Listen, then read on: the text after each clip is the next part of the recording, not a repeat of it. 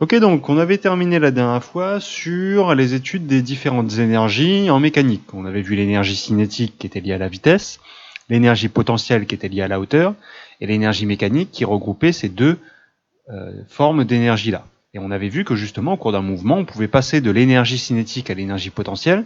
Par exemple, en lâchant une balle de très haut, l'énergie potentielle qui était stockée se convertissait en énergie cinétique.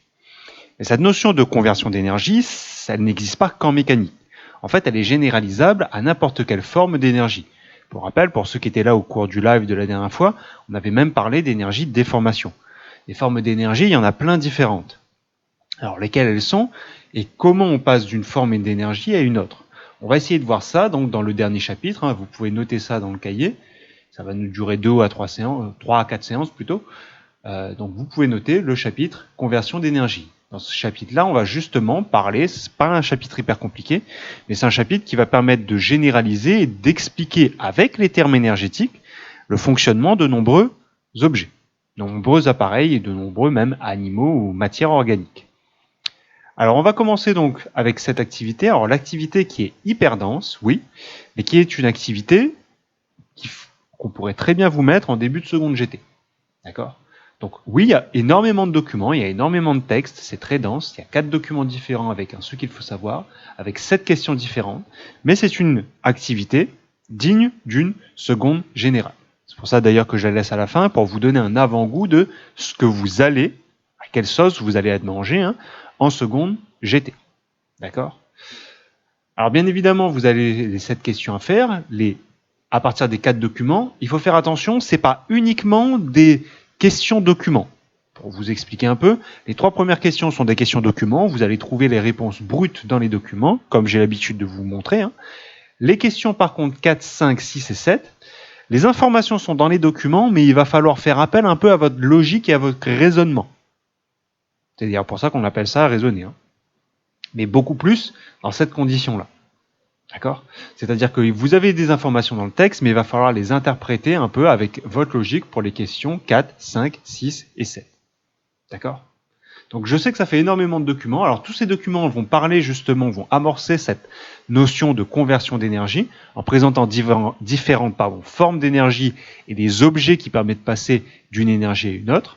Donc si vous êtes à l'aise, vous pouvez déjà mettre la vidéo sur pause et essayer de faire les questions 1, 2, 3, 4, 5, 6, 7 entre 15 et 20 minutes, le temps que vous analysiez et que vous lisiez bien tous les documents qui sont présents ici. Pour les autres, comme d'habitude, je vais faire les explications question par question, sachant que je vais aller assez vite sur certaines questions, notamment sur les 3 premières. D'accord ? Donc on est parti avec la question 1, quelle forme d'énergie est contenue dans la matière ? Donc comme j'ai dit, question document. Donc regardez dans quel document on vous parle de l'énergie qui est stockée dans la matière, qui est contenue dans la matière.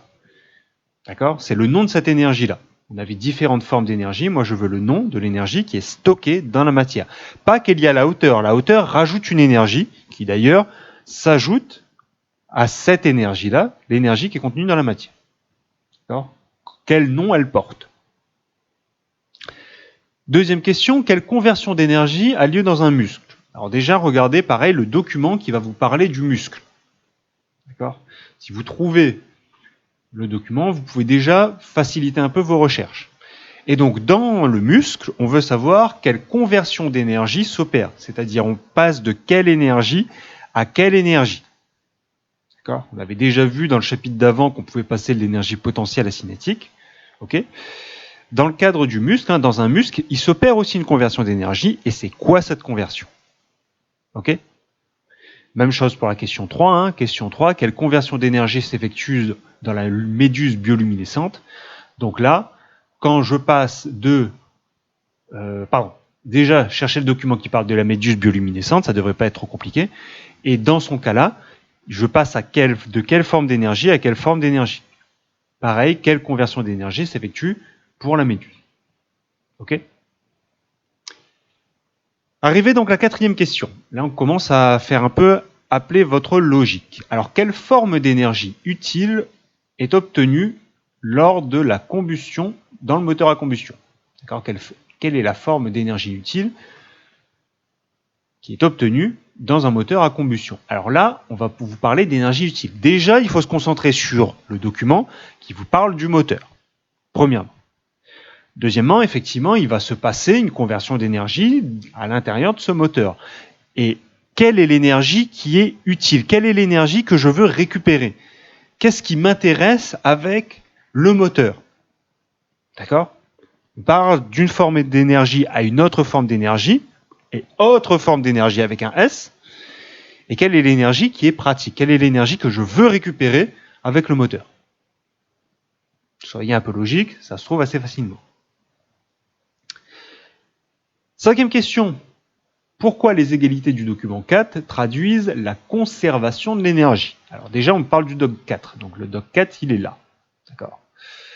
Bon, vous voyez que vous avez plusieurs égalités pour le muscle, la méduse et le moteur à combustion. Alors, en quoi ces formules mathématiques traduisent une conservation?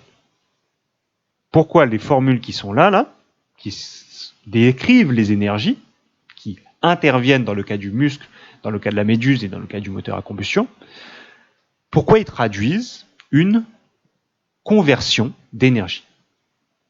Ça, c'est relié à la formule, c'est relié au concept mathématique qu'il y a derrière. Soyez un peu logique, c'est pas hyper compliqué, mais pourquoi on parle de conservation quand vous voyez ça? D'accord?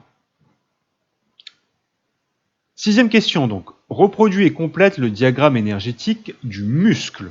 D'accord? D'un muscle. Donc ça, c'est ce qu'on appelle le diagramme énergétique. C'est ça le diagramme énergétique. Le diagramme énergétique fait intervenir l'énergie de départ, les énergies d'arrivée, et l'objet qui intervient au cours de cette conversion. Donc là, ce que je veux, dans le cas du muscle, quel est l'objet qui me sert à faire la conversion, soyez un peu logique, et surtout l'énergie de départ et les énergies d'arrivée. Sachant que dans le cas de l'énergie de départ, si vous avez bien répondu à la première question, forcément, il y a des réactifs. Donc qui réagit avec qui pour libérer cette énergie-là? On boucle la boucle qu'on avait vue en début d'année avec les atomes et la transformation chimique. D'accord? Rappelez-vous, réactif. Regardez dans le cahier si jamais vous êtes un peu perdu. Réactif, qui réagit avec qui? D'accord? Qui va disparaître au cours de quelque chose que je ne peux pas vous dire, mais normalement vous avez bien répondu. D'accord? Donc faites ce diagramme-là pour faire un bilan énergétique pour le muscle. Septième question, construit le diagramme énergétique, mais d'un moteur à combustion. Alors il faut refaire la même chose, mais on l'a fait pour le muscle, là il faut le refaire pour le moteur à combustion. Énergie de départ, objet qui s'utilise au cours de la conversion, et quelles sont les énergies d'arrivée. D'accord? Pareil avec les réactifs, si y a un truc qui intervient. D'accord? Ok, donc je vous laisse un peu réfléchir là-dessus. Donc je vous laisse bien mâcher, lisez bien les documents, soyez logique, c'est pas hyper compliqué, mais il faut juste poser correctement les choses lorsque vous avez énormément de documents. Et nous, on se retrouve pour la partie correction. À tout de suite.